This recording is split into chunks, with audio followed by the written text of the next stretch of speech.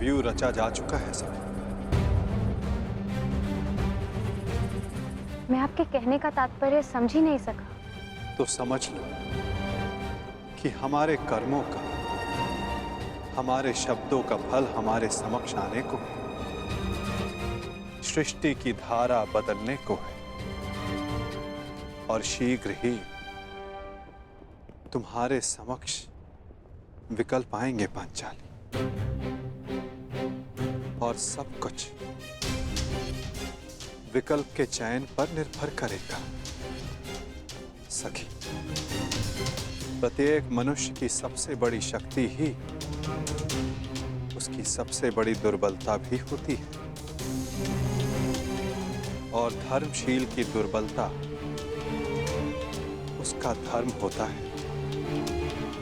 इसलिए प्रयास करना कि समय आने पर धर्मात्मा को दुर्बल पड़ने से रोक सको।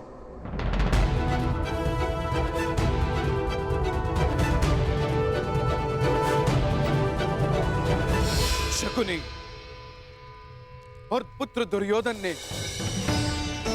जिस प्रकार इंद्रप्रस्थ का वर्णन किया है, छाती फूल जाती है कि मेरे अनुज पांडु के पुत्रों ने इतने कम समय में इतनी उन्नति की है। एक ही समय में कुरु वंश के 2 सम्राट पूरे भारतवर्ष में राज करेंगे।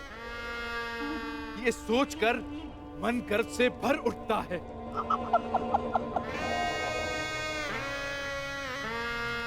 बस एक ही खेद है कि मैं गांधारी और ताचरी समेत अन्य सभी लोग इस राजसू यज्ञ में सम्मिलित ना हो पाए।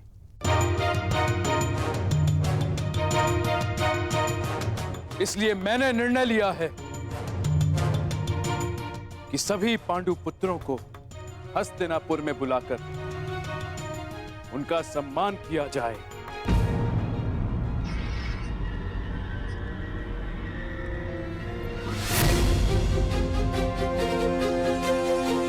यह तो बहुत आनंद की बात है महाराज। तो ठीक है महाराज, मेरा प्रिय दुशासन आज ही जाकर हस्तिनापुर से पांडवों को निमंत्रण दे आएगा और फिर यहाँ उनका सम्मान समारोह होगा और फिर 2-2 हाथ पांसों के।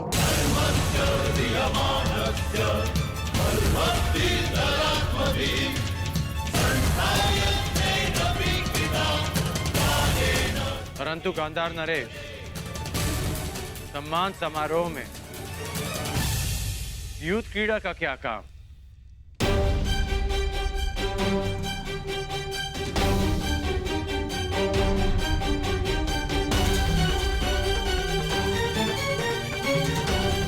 इस मंगलमय अवसर पर युद्ध क्रीड़ा जैसा धर्मी खेल क्यों? अंगराज बने अब समय ही कितना हुआ है महाबली कर्ण,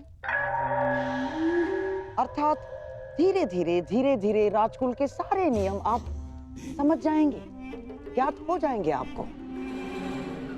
अन्य खेलों की भांति युद्ध क्रीड़ा भी एक प्रकार का मनोरंजन है। नहीं है। मेरी दृष्टि में युद्ध क्रीड़ा एक व्यसन है जो मनुष्य की मति हर लेता है। अंगराज, ये राजसभा का नियम भी है और नैतिक बंधन भी कि जब बड़े विचार विमर्श कर रहे हों तो छोटों को बीच में नहीं बोलना चाहिए। महाराज ठीक कहते हैं। और मेरे विषय में आपका क्या कहना है गांधार नरेश?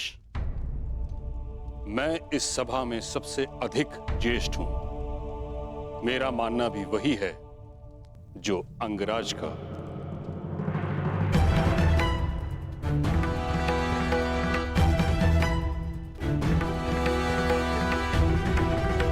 कि युद्ध क्रीड़ा अधर्म है। महामहिम, ये क्रीड़ा तो केवल मेरे पुत्रों में प्रेम बढ़ाने के लिए है। द्यूत से अगर कुछ बढ़ा है तो बैर और शत्रुता, प्रेम नहीं। द्यूत से कभी किसी का भला नहीं हुआ। पांडवों के सत्कार तक सब ठीक है, परंतु द्यूत की अनुमति मैं कदापि नहीं दे सकता।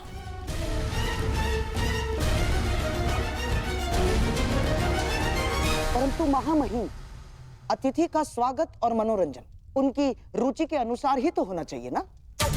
अब महाबली भीम के लिए स्वादिष्ट भोजन की व्यवस्था होगी, देवी पांचाली के लिए वस्त्र आभूषण होंगे, नकुल और सहदेव के लिए आखेट और अश्वारोहण होगा, अर्जुन के लिए संगीत, परंतु धर्मराज के लिए क्या?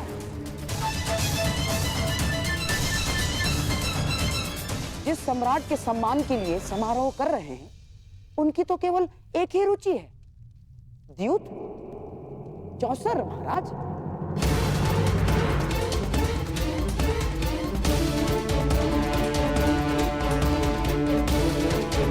और पुत्र दुशासन स्वयं वहां जाकर पांडवों को निमंत्रण दे आएगा।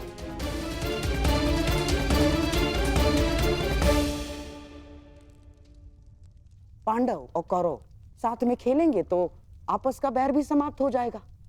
इसमें बुराई क्या है महामहिम? आपत्ति इस बात की है गंधार राज कि आपकी रुचि भी केवल दूत में है। बीते कल में हस्तिनापुर ये अनुभव कर चुका है कि जिस विषय में आपकी रुचि रही, उस विषय का परिणाम शुभ नहीं रहा।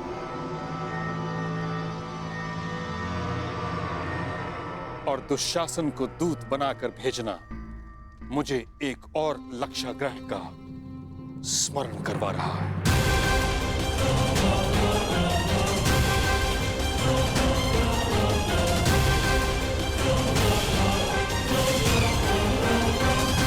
परंतु पितामह, इसमें समस्या क्या है? युद्ध क्रीड़ा एक सामान्य खेल ही तो है। परंतु मेरा इतना विरोध होने के पश्चात भी युद्ध क्रीड़ा का इतना समर्थन असामान्य है दुर्योधन। बुराई ये है कि शास्त्रों में दूत को अधर्म कहा गया है।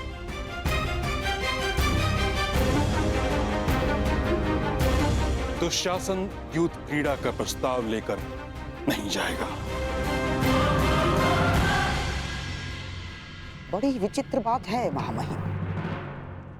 एक भूल को क्या जीवन भर नहीं भूलेंगे आप? प्रायश्चित का एक अवसर नहीं देंगे? ठीक है, यदि आपको मेरा दुशासन को निमंत्रण लेकर भेजना षड्यंत्र लग रहा है, तो आप धर्मात्मा विदुर को निमंत्रण लेके भेज सकते हैं।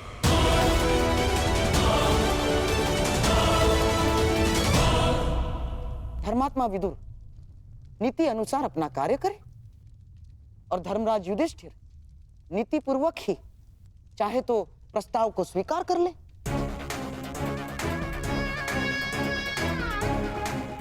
परंतु मामाश्री, क्या करें मेरे होने वाले सम्राट?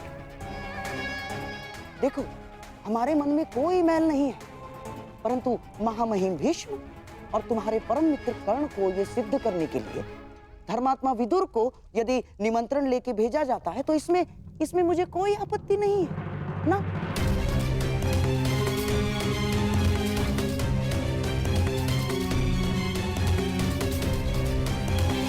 तो मेरा आदेश है कि महात्मा विदुर स्वयं जाकर पांडु पुत्रों और कुलवधू द्रौपदी को हस्तिनापुर आने का निमंत्रण दे।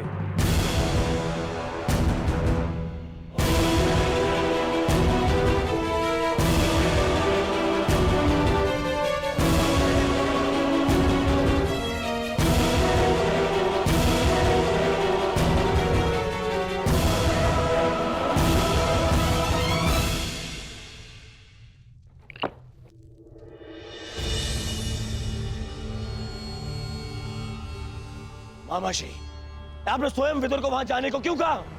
अब वो अवश्य युधिष्ठिर को द्यूत ना खेलने का सुझाव देगा। ना, महात्मा विदुर यहां से हस्तिनापुर का दूत बनकर जा रहा है और वहां धर्मराज युधिष्ठिर उसका सम्राट बनकर स्वागत करेगा।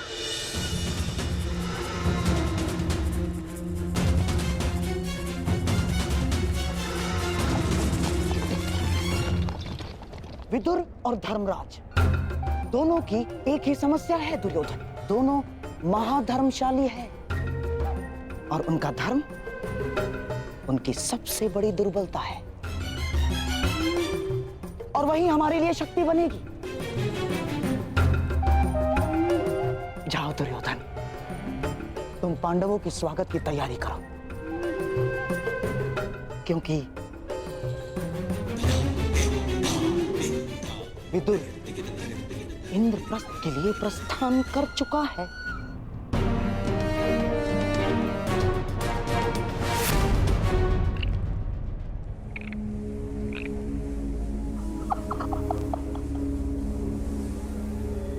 जब दो धर्मात्मा मिलकर बैठेंगे तो मंथन से केवल धर्म ही निकल कर आएगा।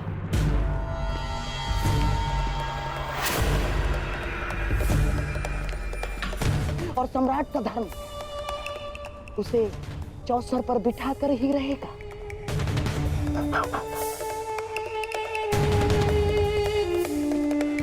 क्योंकि सम्राट युद्ध और द्यूत के निमंत्रण को कभी अस्वीकार नहीं कर सकता ना। और इसी प्रकार हमारी योजना में कोई बाधा नहीं डाल सकता। इंद्रप्रस्थ में आपका स्वागत है अंगराज कर्ण।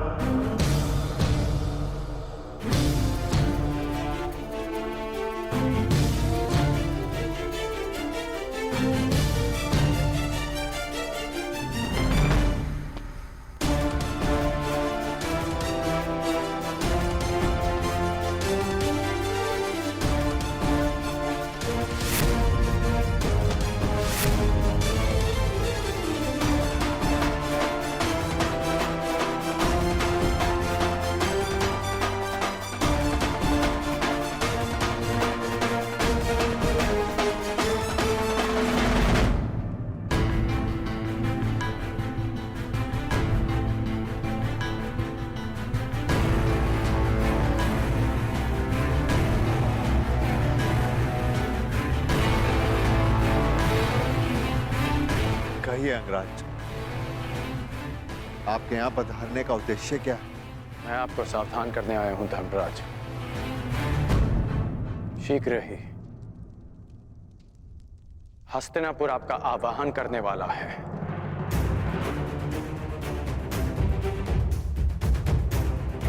एक निमंत्रण आने वाला है।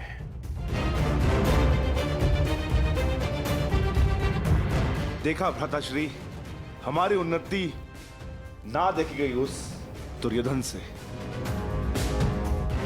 आपको सम्राट बनते हुए ना देख सका वो दुष्ट। इसमें संदेह कैसा है? जिस भांति दुर्योधन यहां से क्रोधित होकर गया था, निस्संदेह उसने युद्ध का आह्वान किया होगा।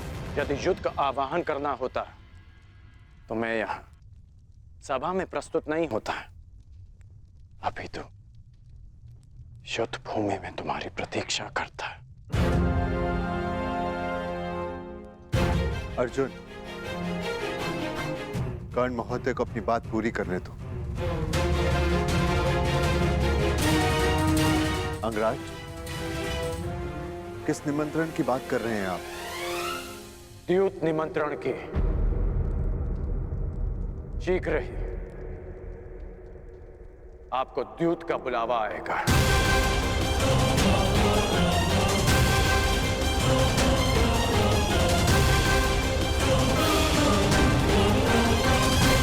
मैं आपको सावधान करता हूं कि उस निमंत्रण को स्वीकार मत करना।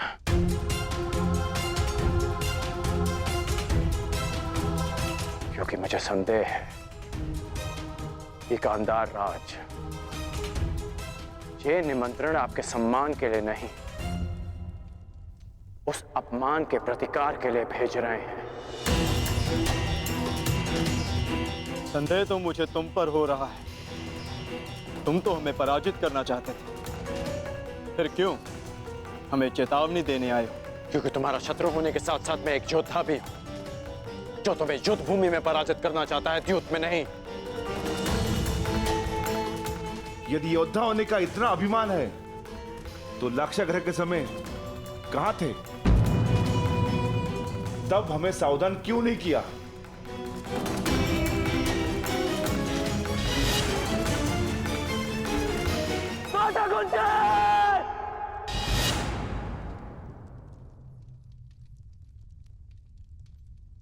उस समय कुछ नहीं कर पाया, इसलिए इस समय प्रयास करने आया।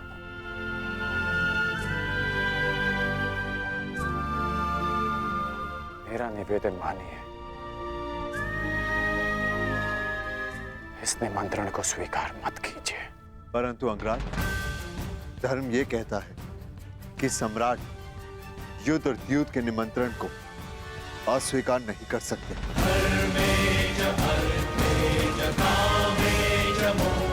प्रत्येक मनुष्य की सबसे बड़ी शक्ति ही उसकी सबसे बड़ी दुर्बलता भी होती है, और धर्मशील की दुर्बलता उसका धर्म होता है। इसलिए प्रयास करना कि समय आने पर धर्मात्मा को दुर्बल पड़ने से रोक सको। मैं कुछ निवेदन करना चाहती हूँ सम्राट। आपकी सबसे बड़ी शक्ति आपका धर्म है, परंतु इसे अपनी सबसे बड़ी दुर्बलता मत बनने दीजिए। अंगराज ने ठीक कहा, कोई भी जुआ उसमें अधर्म का वास होता है। आप मत जाइए। ठहरो पांचाली।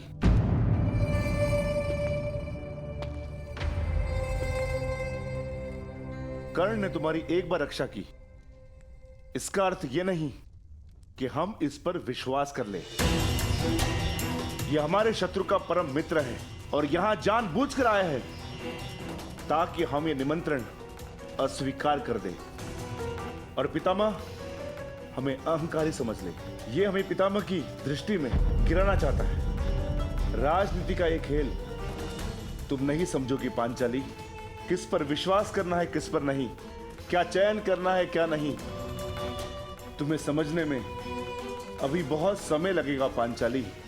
चयन कैसे करना है ये मैं भली भांति जानती हूँ महाबली। यदि मैंने कोई और विकल्प चुना होता तो आर्य अर्जुन के अतिरिक्त आप सभी इस समय सन्यासी होते।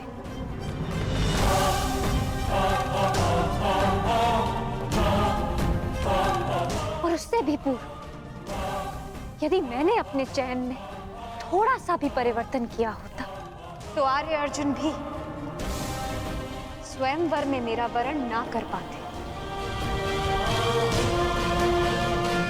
मनुष्यों की परख मुझे भी, मित्र और शत्रुओं की भी। मैं मानती हूं कि अंगराज आपके शत्रु पक्ष से है, परंतु इस समय वो हमारे भले की बात कर रहे हैं और मैं उनके मत का समर्थन करती हूँ। पांचाली! अनुज भीम, तुम्हें पांचाली से इस भांति बात नहीं करनी चाहिए। पांचाली को अपना मत प्रस्तुत करने का पूरा अधिकार है, परंतु पांचाली, भीम का मत भी उचित है। यदि हम हस्तिनापुर नहीं गए तो बहुत अभिमानी दिखेंगे। आपकी इसी सोच को गांधार राज भली भांति समझते हैं, इसलिए आपको द्यूत का निमंत्रण भेज रहे हैं। परंतु अंगराज का कथन उचित है धर्मराज।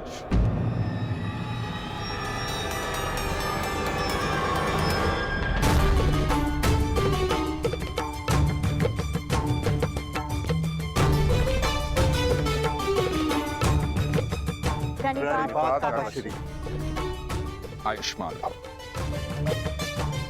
मैं वही निमंत्रण लेकर आया हूं जिसका वर्णन अंगराज कर रहे थे। मैं अंगराज का समर्थन करता हूं।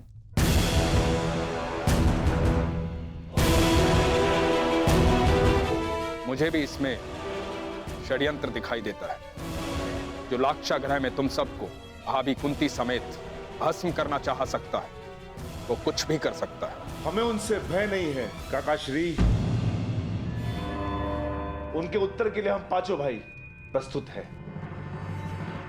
वहां पितामह होंगे, आप होंगे, आचार्य द्रोण होंगे, तो फिर वहां सबके समक्ष कोई हमारा क्या अहित कर सकता है? सर्वनाश का युद्ध करने से श्रेष्ठ है कि उससे बचा जाए।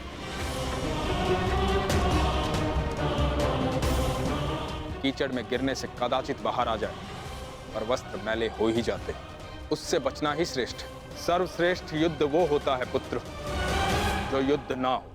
और धर्म क्या कहता है काकाश्री?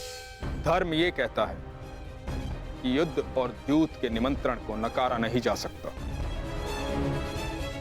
लेकिन निर्णय आपका है, क्योंकि द्यूत भी धर्म नहीं है।